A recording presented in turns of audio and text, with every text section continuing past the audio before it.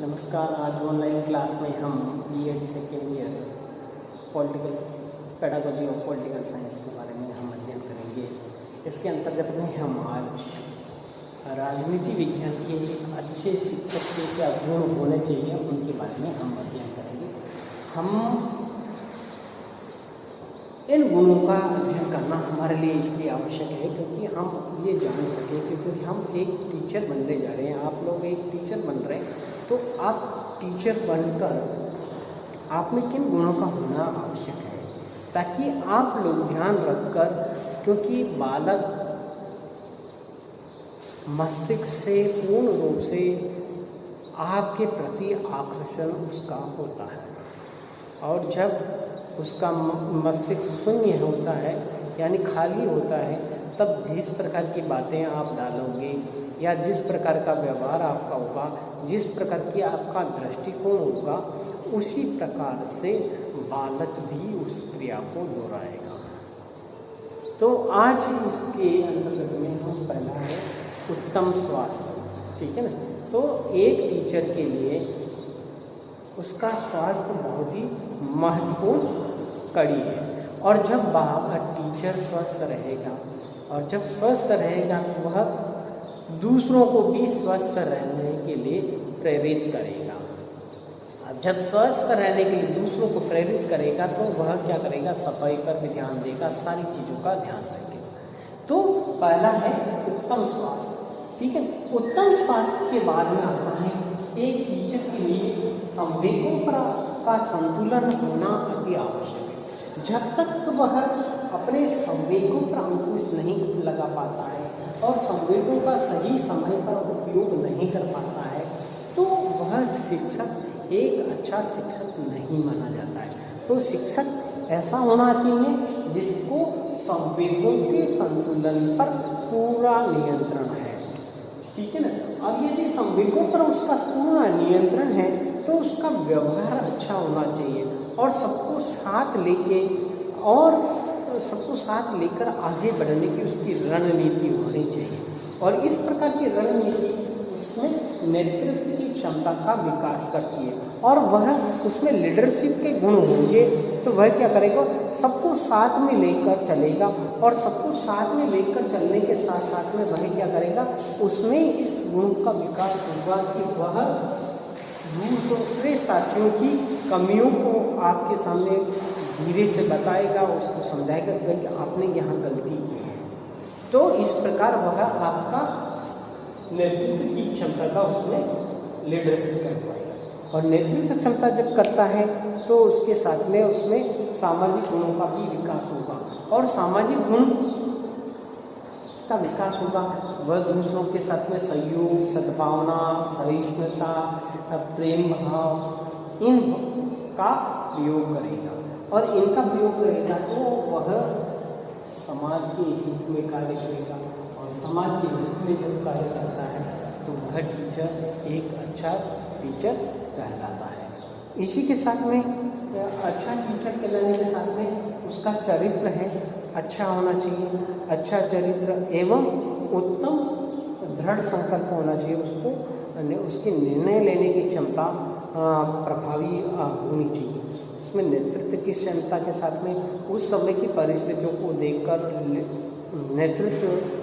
निर्णय लेने की क्षमता होनी चाहिए एवं उसका कैरेक्टर, चरित्र, नैतिकता ये गुण बहुत ही महत्वपूर्ण होते हैं क्योंकि उच्च नैतिक गुणों के आधार पर ही अध्यापक एक अच्छा अध्यापक बन पाता है। इसी के साथ में विद्यार्थियों के साथ में उसका व्यवहार भी बहुत कुछ प्रभावित करता है।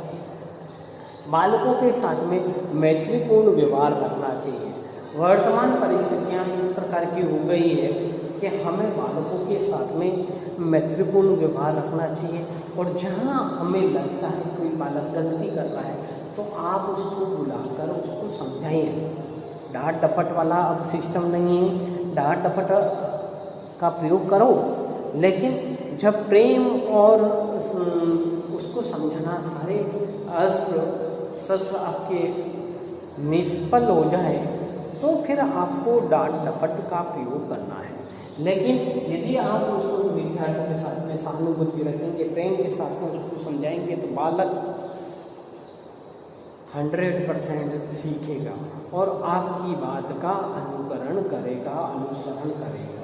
तो ये हमें विद्यार्थियों की योग्यता को भी हमें समझना चाहिए। फिर आती शैक्षिक योग्यता। एक टीचर है, राजनीति विज्ञान का टीचर है, वह 12th लेवल पे पढ़ा रहा है। अब उसको की शैक्षिक योग्यता उसके उस स्तर के अनुसार होनी चाहिए। MA होना चाहिए, BEd होना चाहिए, ठीक है ना, लेक्चरर के अनुसार, 10th का स्कूल का स्टैंडर्ड उसके अनुसार पढ़ाना चाहिए। तो उस टीचर की शैक्षिक योग्यता यदि उसके पास में है तो वह अपना कार्य बहुत ही ईमानदारी से कर पाएगा। वरना मन में ये जानेगा कि मैं BEd किए हुए हूँ और BEd वालों को ही पढ़ा रहा हूँ। चाहे आप लोग ये मानते हैं, मानोगे, लेकिन मन में उसके मन इस बात की गवाही देगा कि मैं एक इनके स्तर का होते हुए भी पढ़ा रहा हूँ। तो यह जब टीचर के मन में आ जाता है तो वो अपना 100% नहीं दे पाता है। इसी के साथ में उस शिक्षक के उनके विषय का ध्यान होना अनिवार्य है। राजनीति विज्ञान के शिक्षक के लिए बहुत ही आवश्यक है कि वह राजनीति विज्ञान के बारे में छोटी से लेकर बड़ी जानकारी अपने पास में रखे, क्योंकि आपको केवल सीमित होकर नहीं बनाना है। 10th क्लास के स्टैंडर्ड को बढ़ा रहे हैं तो 10th का मैटर आपको कंप्लीटली यहाँ कंफर्म होना चाहिए, लेकिन आप उसको 12th और बड़ी कक्षाओं के योग्य बनाने के लिए उसे प्रेरित करें।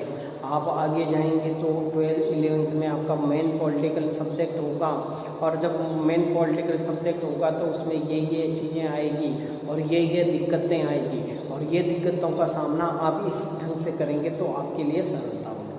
तो ये विषय का ज्ञान होना आवश्यक है। फिर आता है विषय के ज्ञान के साथ साथ में वर्तमान में जो राजनीतिक घटनाएं घट रही हैं उनका भी ज्ञान होना चाहिए। किस देश के साथ में हमारी कौन सी वार्ता चल रही है, संसार के देशों की क्या भूमिका है, अंतर्राष्ट्रीय WHO क्या कर रहा है, ठीक है। इसके साथ में हमारी विदेश नीति में क्या वर्तमान में बदलाव आए, हमारे राजनीतिक सोच में क्या बदलाव आए, हमारे राज्यों की स्थिति क्या है, हमारे केंद्र शासित प्रदेशों की क्या स्थिति है, वर्तमान में कितने राज्य कितने केंद्र शासित प्रदेश हैं, इन सब का ज्ञान होना चाहिए। इसके अलावा वर्तमान में जो किसान आंदोलन चल रहा है उसके बारे में भी आपके पास में जानकारी होनी चाहिए। वर्तमान में COVID-19 का प्रकोप चल रहा है उसके बारे में भी जानकारी होनी चाहिए। तो यानी आपके आसपास में घटित होने वाली घटनाओं की जानकारियाँ शिक्षक को होनी चाहिए, और अन्य विषयों की जानकारी भी उसको होनी चाहिए। अब राजनीतिक विज्ञान में पढ़ा रहे हैं उसको अमेरिका के संविधान की भी जानकारी होनी चाहिए, ब्रिटेन के संविधान की जानकारी होनी चाहिए, रूस के संविधान, जापान के संविधान की जानकारी होनी चाहिए, क्योंकि वो भारत का एक संविधान बना रहा है।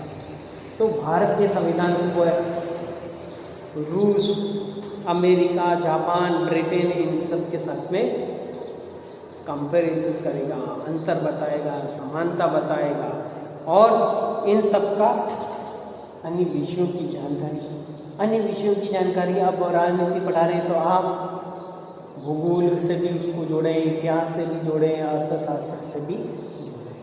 इसके अलावा अध्यापक वही सफल होता है जो स्वाध्याय करता है, यानी सतत निरंतर अध्ययनरत रहता है, और अपनी जिज्ञासा को जब जिस टीचर ने शांत कर ली उसी दिन से उस टीचर का पतन प्रारंभ हो जाता है।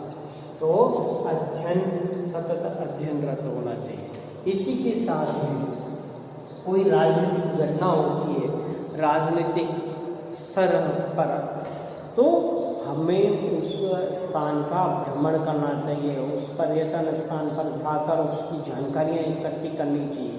और जब आपके पास में जानकारियाँ इकट्ठी हो जाती है तो आप बालकों से शेयर कर पाएंगे। और बालकों को जब ऐसा लगता है कि नहीं हम बालकों को वहाँ ले जा सकते तो उसका भ्रमण कराइए, ठीक है। और इसी के साथ में अपने विषय के प्रति निष्ठा रखें, अपने विषय की ध्यान में बढ़ोतरी करें और इसके साथ में ही अपने विषय को सर्वश्रेष्ठ मानना हमारा परम कर्तव्य अधिकार है। तो हम अपने विषय को एक अच्छा सर्वश्रेष्ठ विषय माने। इसी के साथ में प्रशिक्षण की योग्यता, हमें दूसरे बालकों को प्रशिक्षण देना है, राजनीति का ज्ञान देना है, तो उस टीचर में वह गुण होने चाहिए कि वह दूसरों को प्रशिक्षित करे। और इस प्रकार जैसे कि आप कॉलेज लेवल के लेक्चर आ रहे हैं या आप सीनियर सेकेंडरी के लेक्चर आ रहे हैं, तो आपको ये भी ये दे दिया जाए कि भाई आपको 10 तक के सामाजिक वाले शिक्षक को प्रशिक्षण देना है, तो आपको प्रशिक्षण देने की योग्यता भी होनी चाहिए और आप प्रशिक्षित भी होने चाहिए। आपने बीएड किए हैं, बीएड के गुण होने चाहिए, एसटीसी के गुण होने चाहिए, एमएड किया तो एमएड की क्षमता का विकास होना अति आवश्यक है। इसी के साथ में प्रशिक्षण की योग्यता के बाद में आप में वैज्ञानिक दृष्टिकोण होना चाहिए। बिना किसी भेदभाव के आप सबके साथ में निष्पक्ष रहें। और यदि राजनीति शास्त्र का शिक्षक है तो वह अपनी जो राजनीतिक दृष्टिकोण को निष्पक्ष और वैज्ञानिक दृष्टिकोण के साथ में जनता के सामने या बालकों के सामने प्रस्तुत करें, उसका दुरुपयोग न करें। इसी के साथ में पाठ्यक्रम सहगामी प्रवृत्ति में भी रुचि दिखाएं। पाठ्यक्रम सहगामी प्रवृत्तियाँ बहुत सारी होती हैं, खेलकूद है, अन्य जैसे अब राजनीति है तो राजनीति में अब मैप बनाना है, आपसे एक प्रतियोगिता करा दी चित्रकार बनाना या मॉडल बनाना है, आप भाई भारत का नक्शा बनाइए, ग्लोब बनाइए या अन्य इंस्ट्रूमेंट बनाइए, ठीक है ना। तो राजनीति या संसद का चित्र बनाइए, संसद का चार्ट बनाइए, संसद के कार्यों का वर्णन कीजिए, लोकतंत्र की विशेषताओं का चार्ट बनाइए। तो इस प्रकार हम रचनात्मक कार्यों के माध्यम से अपने विषय को बड़े रुचिकर बना सकते हैं। तो आज हमने राजनीति विज्ञान के शिक्षक के क्या गुण होने चाहिए उनके बारे में अध्ययन किया है। धन्यवाद।